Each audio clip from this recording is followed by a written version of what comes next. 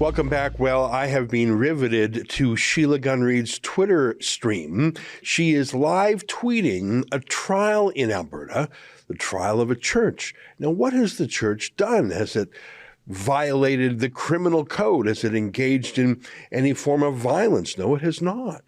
The church engaged in the crime of opening its doors during the lockdown. Now, the lockdown is long over, and Alberta boasts that it's back and it's free.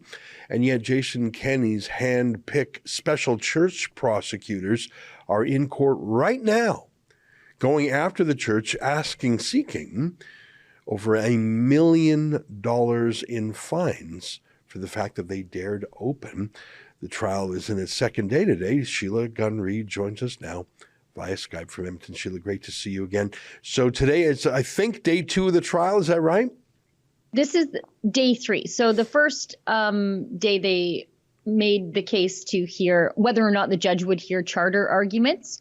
The second day, the judge rejected the fact that there were any charter violations taking place here, and they moved right into the trial proper. So today was, I guess, the second official day of trial testimony, and it wrapped up just at lunchtime today. So I raced back home so I could be with you.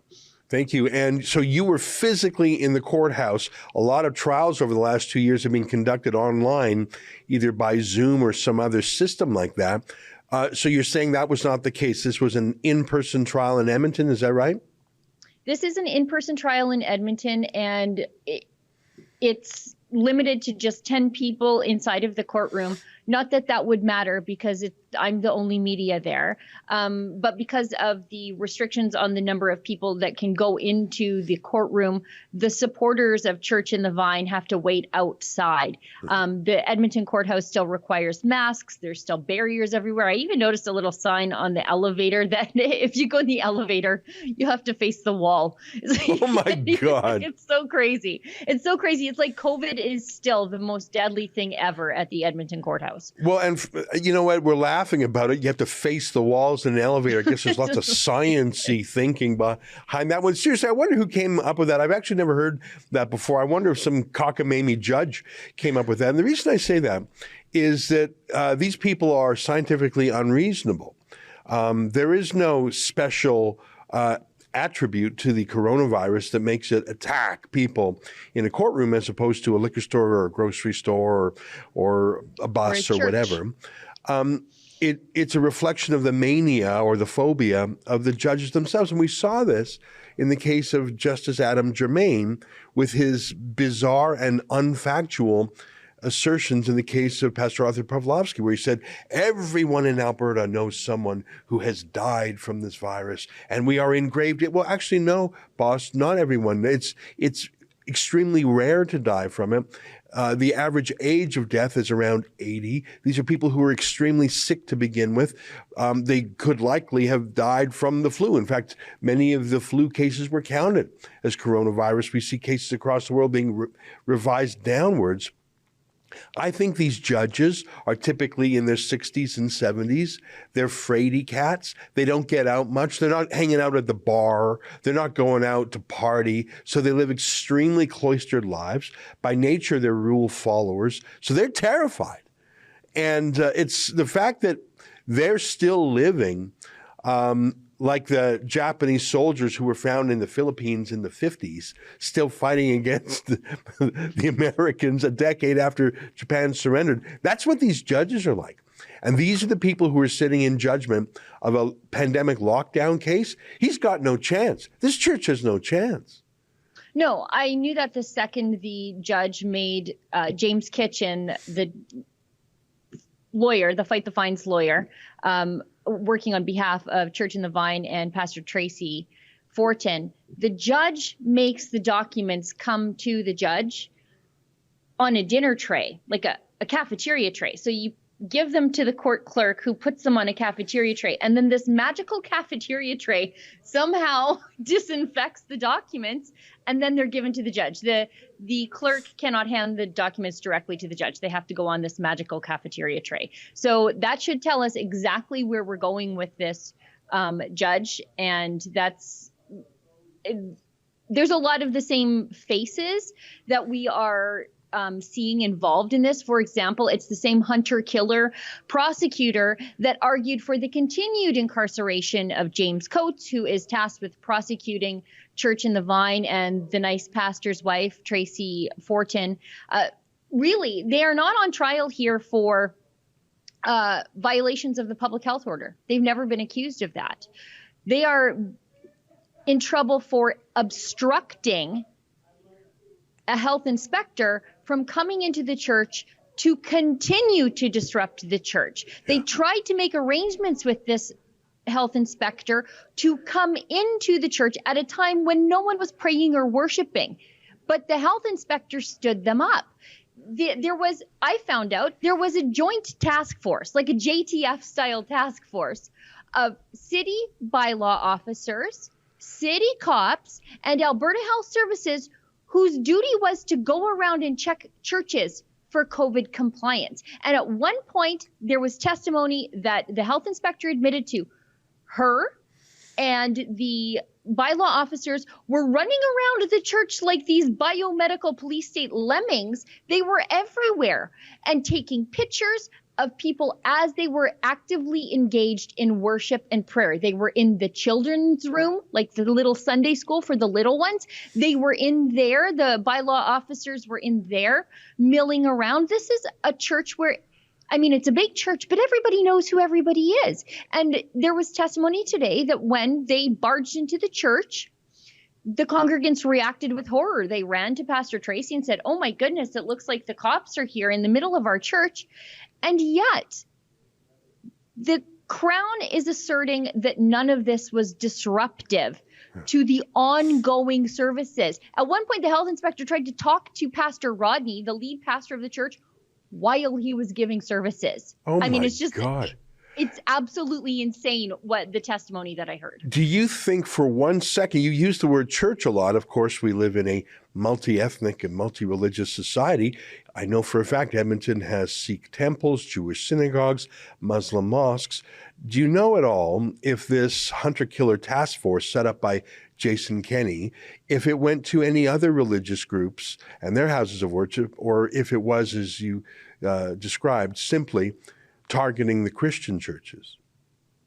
I only heard evidence today that they were targeting Christian churches. And, you know, the health inspector sort of bragged that, you know, there are other churches, including my own, that had no problem following these restrictions.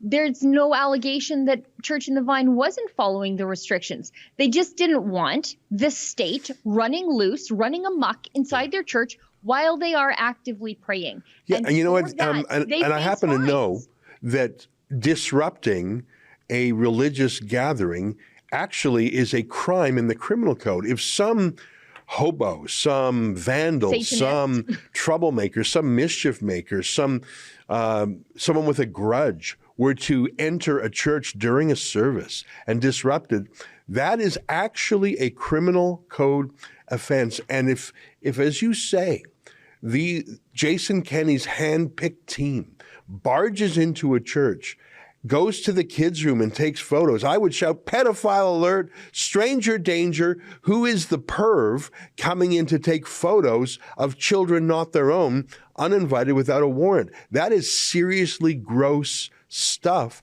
And to do that in the middle, and to talk to a clergyman in the middle of a sermon or a prayer, you know what? I bet they, you know what? We know that people who like groping people sign up for the TSA. I'm not saying everyone in the TSA is a groper, but imagine if you're a groper, what an amazing job. You literally get paid to grope people all day, and if they resist, you get to make them miss a flight. Yeah. I wonder if in the same gross way, if Jason Kenney said, all right, I don't want any Christians on this hunter-killer squad because you're going to have some compunction about this. You're not going to feel great about disrupting religious services. I want all the Christian haters. I want everyone who's got a grudge against the church. Maybe you're a Satanist. Maybe you just, I don't know, maybe you hate the church. I want to recruit the church haters because you're going to have to do some extremely immoral, unethical, and gross things. I don't want you blinking. I want you to go into that church nursery, barge in, scare the devil out of people, take photos of their minor children, and if anyone says get out, I want you to threaten them. That's a special kind of person. In my mind, that's a person who should never work with any power or authority ever. But it sounds like that's who was specifically recruited by Jason Kenney. And the fact that we're literally having this trial in 2022 shows me that he shares this grudge. You know, the health inspector did allude to the fact that she attends her own church. And there was some irony there that I think she missed, but my Catholic light bulb went off when she said, I'm Anglican, but I go to this other Catholic church that actually follows the rules. And then she said the name of the Catholic church, and it was St. Thomas More. And the irony there is St. Thomas More was martyred because he refused to concede that the King of England was the head of his church. And yet this woman is tasked with making sure that churches all kneel before the state, and the state gets to run around inside the church while services are actively going on. I think maybe she needs to brush up on her catechism a little bit. But we also heard testimony that it wasn't just the state that Church in the Vine kept out. When CBC found them as some sort of COVID scofflaw and started publicizing this, then they had Satanists and ne'er-do-wells trying to get access to the church. So then they had to enhance security protocols. They were getting threats. They were screening and interviewing people that they didn't know as they were coming into the church. And so they said they had to escort 5 people off the property, which goes to their argument that this is a private place, privately owned, and the requirement for entry during services is that you are there to worship God. You don't get to come and inspect it. And so, the province is arguing that this is a public place, and because it's a public place, we get to enter and inspect at all times without getting a warrant. So you're saying they didn't have a warrant to go in? So you're saying that Jason Kenney's cops, and I'm not even going to call them cops because I think they were like health hunter killers, like they weren't actual police. Am I right? Bylaw officers. So these health bylaw officers who do not have training as police would barge into this church without a warrant, into the nursery without a warrant. What a bunch of freaks. What a gross freak show. Yeah, because the state is arguing that this is accessible to the public, so we can just come in and inspect it as though it's a grocery store. And, the church is saying it's not. It's a private place where the requirement for membership and entry is that you are there to worship God. And they did their best to accommodate the health inspectors, come back when we're not actively praying, but that wasn't good enough for the province of Alberta. And now, if they get the maximum, this church that has done nothing wrong except protect the sanctity of their sanctuary during worship, they could see between Pastor Tracy and the church itself $1.3 million in fines. What is the public benefit of any of that? Yeah. Well, to destroy the church and put Christians in their place and show them who's boss, and how dare they embarrass Jason Kenney, and how dare they defy the one true God, Theresa Tam. Now, let's talk for a minute about the secret prosecutor. Earlier in the show, I referred to the medieval custom of executioners or hangmen wearing a black hood over their own face. Typically a black hood is a hood is put over the face of someone being executed, someone being hanged, not always. Of course, hangings don't happen in Western countries these days, but they have in the past, and it was to hide the contortion of their face and give them, I suppose, some sort of privacy in their last moments. But the reason the executioner or the hangman wore a mask was a little bit different, so they could hide who they were, so that they themselves wouldn't be a target of retribution, perhaps. I'm not so much sure it was out of shame, but maybe to hide from the evil they're about to do, killing someone. Maybe it was metaphorical, to hide themselves from the presence of God as they commit a killing. I don't know why. I suppose every hangman or executioner had their own reason for hiding their face. Why and how does the prosecutor hide Who is it? Do you know the name of the prosecutor? Absolutely. It's Karen Thorsrud. She's the same prosecutor who argued for the continued incarceration of Pastor James Coates, and she did it quite passionately. 35 days was not good enough for James Coates, according to Karen Thorsrud.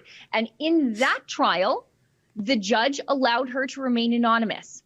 This is not a gangland trial. She's not prosecuting a cartel. She's locking up pastors and seizing their churches and fining other pastors. Karen Thorsrud. All right. Well, let's say her name, and I think she's right to be ashamed of herself, and that shame should redound to the health minister and the justice minister and the premier as well. That shame should redound to the judge who allows a secret prosecutor, Karen Thorsrud, to hide her name. What a disgrace, very un-Canadian. But you said something earlier that we glossed over, and I want to come back to it, that, I mean, clearly a church has fundamental freedoms: freedom of religion, freedom of assembly, freedom of association, freedom of speech, freedom of thought, conscience, belief. It really touches on a great number of freedoms. Religion, freedom of religion being the most obvious one, and the right to gather, that would be called freedom of assembly. And if these things were being infringed by the government, that is exactly what the Charter of Rights was written for. And these freedoms are so important. The Charter of Rights is a fairly long document, but right near the top, Section 2, they have a special paragraph called Fundamental Freedoms. So these are more important than the others. So, for example, the right to vote is not in there. Mobility rights, the right to move around, that's not in there. But freedom of speech, thought, religion, conscience, freedom of the press, freedom of association, freedom of assembly, those are the fundamental freedoms. And you're telling me that this judge, who's such a hypochondriac that the judge wants papers handed to her on a silver tray or something so they don't have cooties or something. I mean, this judge, I don't think she's fit to try a case on the pandemic. She obviously has some phobia about it. She's a germaphobe. But you're saying she won't even hear the charter arguments. Is that? I just want to understand that, because how can a judge say I won't even hear them? Well, that was the thing. It sort of caught the defense lawyer flat-footed. I mean, he was prepared to move directly into the trial, but it was shocking to hear that these issues that touch on a church, you would think that cautiously you would agree to hear charter arguments around freedom of religion and freedom of assembly. But she just refused to hear them. She said that either the charter violations were non-existent or so minuscule that they would have no effect on the case. And yet Pastor Tracy Fortin said, I blocked the door so that there was not a further violation of the rights of my congregation to worship uninterrupted by the state. That's the whole crux of the case. She doesn't deny that she obstructed the state from coming into the church. She's trying to explain why she did it and the fact that there was no warrant for them to come in to a private building anyway. But the whole explanation is they were coming in to violate our right to assemble and practice our religion uninterrupted by the state. That is why I did not allow her in. And yet the judge wouldn't hear any of that. You know, it's been a while since I've been in law school, and I haven't practiced law in over a decade. But I do know a little bit about the Charter of Rights. And the first burden is on the individual citizen to say, here's how my rights were infringed. Now, that's almost always easy to show, because almost everything infringes your rights in some way, every government action. The hard part, the meat of it, the main part is the second step, which is, all right, so your freedoms were violated by the government, but those can be saved if the violation was rationally connected to some important goal and your rights were minimally impaired, and so you have to demonstrably justify them. So to simply say your rights were not violated when you've got these jackboots coming in and pushing their way in, it's absurd.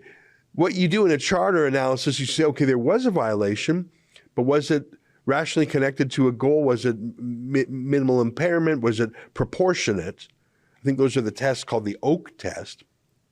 So you're saying this judge did not engage in that analysis. The judge just said, I'm not even going to spend time on it. Did the judge engage in that balancing, that Oakes test, as it's named after the famous Oak case called Oakes, and that's the test that's been used for almost 40 years.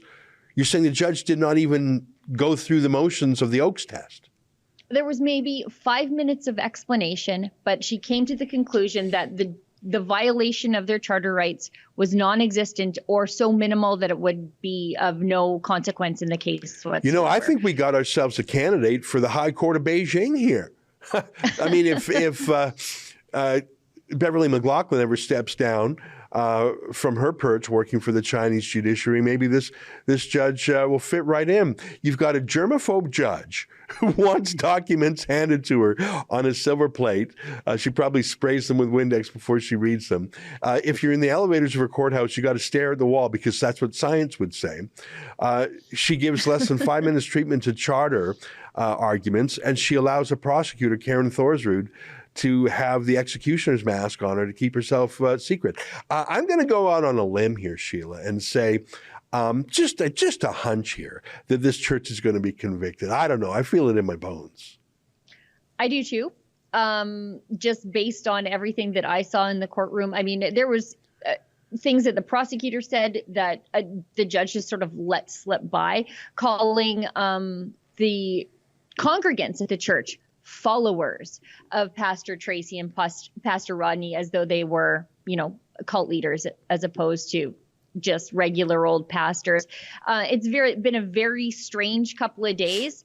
Odd to see a pastor interrogated on how cinnamon rolls and coffee are distributed in the church because that violated public health orders, and to hear testimony that people were shaking hands as though it were evidence presented at a murder trial. Very odd time to be alive, but we'll find out the verdict in the case next Friday. I'll be there in person because this is an in-person trial. There's no WebEx link. So I'll be there in person to get reaction from the lawyer and from Pastor Rodney and Tracy. But I know that you have said that the Democracy Fund would go ahead and appeal this in the event of a conviction because this is just so outrageous. I can't even believe this is Alberta, but we do lock up more pastors than China here, so I shouldn't be surprised. It's outrageous, and we do have that billboard. If people want to see the billboard, they can go to rebelbillboards.com, and I know you unveiled that. It really is true. I'm not saying that Alberta has locked up more Christians than China has in total, but I don't think that China used the pandemic as an excuse to lock up pastors. I think this is the 5th or 6th pastor in Alberta. There's something broken there. And I don't know if there's some internal psychological torment going on inside Jason Kenney, the man who was once the Canadian cabinet minister in charge of religious freedom around the world, the guy who set up the Office of Religious Freedom, the guy who went to China and stood up for the dissidents, the guy who tweeted his support for Chinese underground churches. For him to now be the chief prosecutor of the Alberta Inquisition is so bizarre and gross. I don't know what kind of psychology is going on there. And I think the judges are absolutely off their rockers. Judge Germain, who gave Arthur Pawlowski this little card to read about denouncing himself whenever he criticized the government, like that's China stuff. That really is China stuff. You've got a China-style secret prosecutor, a China-style judiciary that's telling people to renounce themselves in some struggle session, a China-style secret prosecutor wearing a mask over their face, a China-style premier who says this is all just normal while he dines in the Sky Palace, no prosecution of him. There is something really, really broken in Alberta. And frankly, Jason Kenney should lose his job over this alone. Karen Thorsrud, her name should be a disgrace for all eternity. And I don't want to prejudge what this judge is going to do, but I'm pretty sure I know what this judge is going to do. Alberta has anti-Christian bigotry like a rot, like a rust. And I don't know where it came from because I do not think that is in keeping with the temperament or the character of the province as a whole. Motto, strong and free. These people are out of line. And I'm glad you're in there, Sheila, and shame on the other media for not being in there. Yeah, it's an international story. It's drawing the attention of the Americans. Senator Josh Hawley, even suggested that Alberta should be on some sort of human rights, religious freedom watch list, and he's not wrong. But it's interesting to see that the rest of the media, they don't seem to care because they are fully in support of persecuting these pastors. They whipped up some of the problems happening at this church with the Satanists and the weirdos coming in to disrupt it. They were part and parcel of the government's ongoing persecution of them. Yeah, well, there's a lot of weirdos going around here. Just really, really incredible. I'm glad you're in there, Sheila. Thanks very much. And folks, if you're not on Twitter, it's really easy to get on there. And Sheila Gunn Reid's email address is simply her full name, Sheila Gunn Reid, or her Twitter address rather. And if you want to chip in, the Democracy Fund will give you a charitable tax receipt if you want, because the Democracy Fund is covering the legal bills. Yes. Is that right? Yes, this is a Democracy Fund case. If people want to donate to cover the legal costs, the ballooning legal costs as this church stares down $1.3 million in fines, you can make a donation at fightthefines.com. And because of that partnership with the Democracy Fund, all donations qualify for that charitable tax receipt. And boy, do they ever need the help, because they're headed towards an appeal. That's an excerpt from my daily show, the Ezra Levant Show. Every day I do a monologue on the news of the day, then I interview an interesting guest, and then I read my hate mail. You gotta subscribe. Go to rebelnews.com.